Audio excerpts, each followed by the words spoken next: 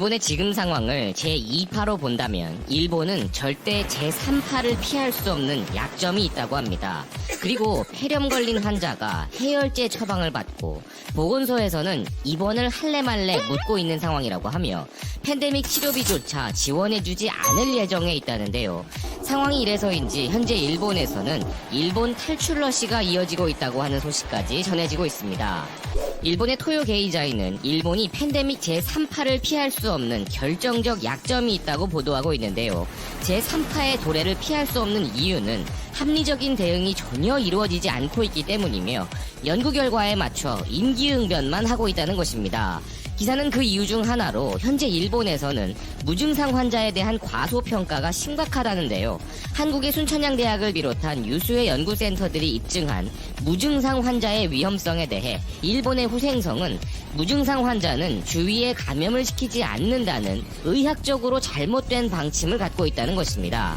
반면 한국에서는 이런 연구가 나오고 처음부터 철저하게 테스트를 실시하여 무증상 환자를 정확하게 파악할 수 있었지만 일본은 이를 무시했으며 한일 간의 차이를 가른 것은 바로 이런 테스트 체계 정비의 차이였다고 기사는 지적하는데요.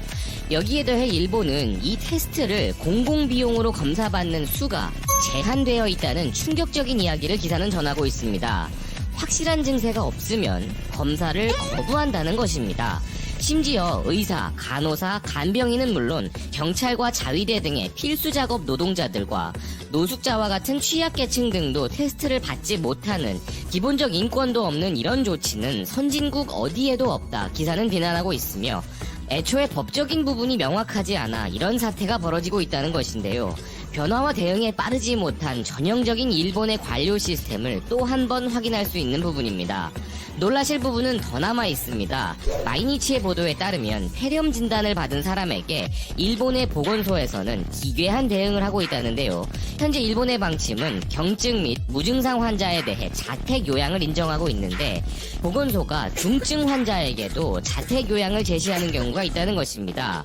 8월 초 확진이 판명된 50대 남성 환자가 7월 말에 37.5도 이상의 발열이 며칠 동안 계속되어 불안한 마음에 보건소에 전화를 했는데 감기 증세니까 일반 외래로 가라 라는 말을 들었으며 환자가 불안한 마음에 한 번 더 전화했더니 이번에는 다른 담당자가 발열 외래가 있는 다른 병원으로 가라고 지시를 했다는 것인데요.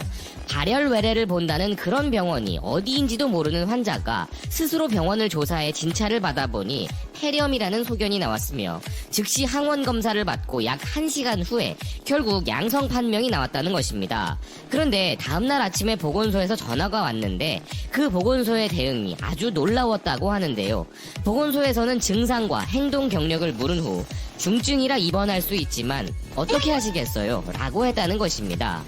이런 위독한 환자에게 담당자가 입원 할래 말래 물었다는 것인데요. 그리고 이 환자는 자택요양을 선택했다는 것입니다.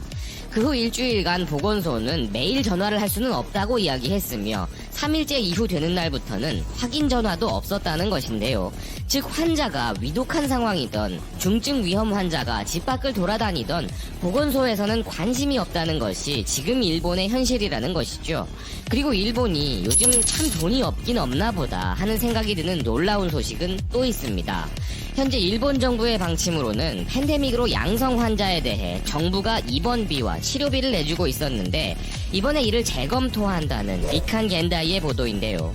만약 이것이 현실화되면 무증상자나 경증 환자는 입원을 못하고 자택에서 요양하게 되며 중증 환자만 입원이 된다는 것입니다. 기사는 이에 대해 정부 관계자가 중증 환자에 중점적으로 대응하기 위함이라 그럴싸하게 설명하지만 이런 조치의 목적은 결국 돈이라는 것이죠. 이에 대해 정치학자 요코야마 호쿠토는 일본 정부의 책임 회피라고 비난하고 있다는데요. 그동안 입원하라고 강제력을 행사하던 방식을 전환해 앞으로는 경증이 있는 사람이 입원하거나 호텔 격리가 될 때는 자비로 하라는 것이며 백신이 보급된 것도 아닌데 국민에게 정책 전환을 강요하는 이유는 국비를 더 쓰고 싶지 않기 때문이라면서 국민들에게 떠넘기려는 속셈으로 보인다 이야기하고 있습니다. 그리고 자꾸 일본 정부가 아베노믹스 대실패로 인해 돈돈거려서인지 진짜 돈 많은 일본인들은 일본 탈출을 감행하고 있다는 기사도 있습니다. 머니보이스의 기사에 따르면 현재 일본인들 중 해외 이주 희망자가 증가하고 있으며 이는 일본의 팬데믹 상황에 대한 불안감과 다가오는 재정 부담 증가 때문이라는데요. 9월부터 연금보험료 상한액이 인상되고 일본 국내에서는 자산 운용이 어렵다는 목소리가 나오고 있어 돈 많은 일본인들이 자국을 떠나고자 한다는 것입니다. 그래서 기사는 필리핀, 태국, 말레이시아 등 이민 비자를 취득하기 쉬운 나라들이 각광을 받고 있다면서 거주할 필요 없이 구입할 수 있는 비자가 있고 신청도 온라인으로 할 수 있기에 이들 국가로의 이민이 활성화되고 있으며 뉴질랜드나 유럽 역시 후보군으로 뽑히고 있다는 것인데요. 우리도 힘든 상황이지만 어디 일본만 할까 하는 생각입니다. 다음 소식은 일본이 팬데믹의 제3파를 못 막는 것처럼 제3의 패전도 못 막을 것이라는 소식인데요. 세계 최고의 디스플레이 강국을 꿈꾸며 한국을 그 목표로 잡고 있었던 일본이 2000년대 제2의 패전에 이어 또 한 번의 패배를 앞두고 있다는 소식입니다. 일본의 포사이트는 JDI의 분식 회계가 상징하는 일본 하이테크 산업의 제3의 패전이라는 헤드라인으로 기사를 보도하고 있는데요. 기사는 일본의 역대 정권이 표방해온 하이테크 입국의 자리가 풍전등화가 되었다면서 2000년대 이후 이른바 제2의 패전으로 일본 전자업체들은 가전과 PC 등 완제품 시장에서 모조리 존재감을 상실했으며 초박형 패널 생산에 아낌없이 투자했던 삼성전자 등의 한국 업체들이 순식간에 점유율을 앗아가 버렸다는 것인데요. 그 패전 이후에 일본은 부품 산업으로 활로를 찾기 위해 숨가쁘게 움직였으나 경영자들 사이에서는 글로벌 시장의 역동성으로부터 크게 어긋난 국책이 산업계의 신진대사를 저해하고 있다는 의견이 나오고 있다고 기사는 보도하고 있습니다. 이는 모두 일본의 경제산업성이 주도하여 벌어진 무참한 결과라는 것인데요.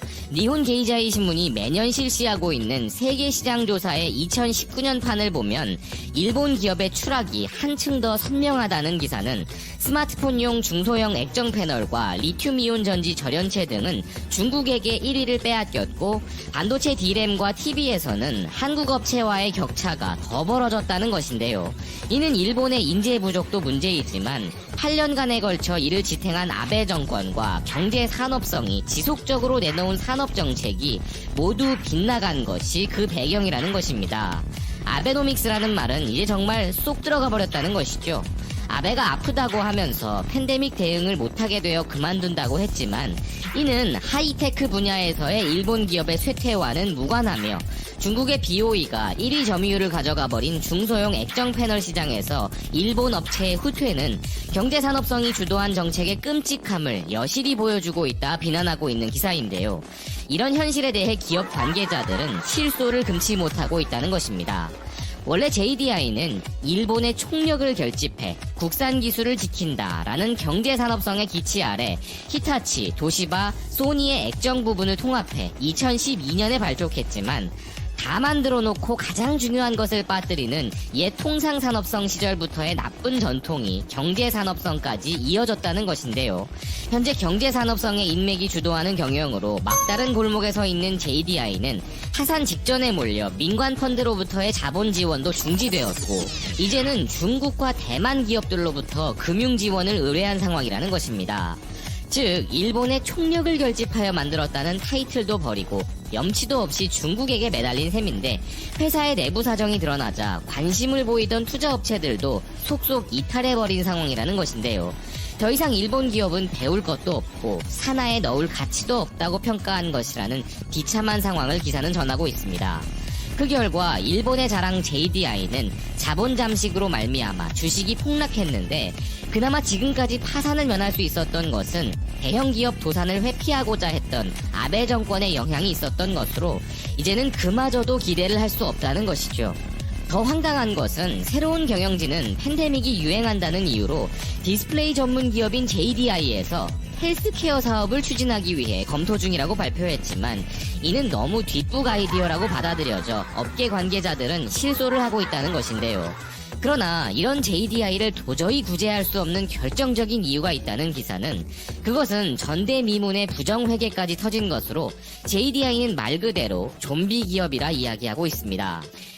이제 정부 주도하에 최고의 디스플레이 메이커가 되겠다는 꿈이 깨져버린 JDI에 대해 경제산업성 간부는 더 이상 관심을 나타내지도 않고 요즘은 혼다, 닛산의 합병 등 자동차 업계의 재편에 집착하고 있는 상황이라는데요. 이런 탁상 행정을 통한 개편으로 부실 기업을 구제해도 1 더하기 1은 2가 되지 않으며 좀비 기업을 만들 뿐이고 오히려 건전한 기업 경쟁력을 갉아먹을 수 있다는 기사는 산업정책의 방향성을 바꾸지 않으면 일본에서는 하이테크 기업이 사라지는 제3의 패전이 불가피하다 전하고 있습니다.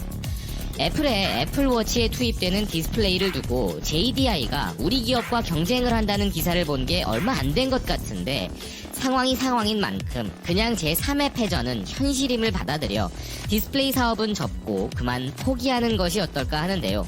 이 정도면 일본의 경제산업성은 마이다스의 손이 아닌 마이너스의 손이라 불러야 될 듯합니다.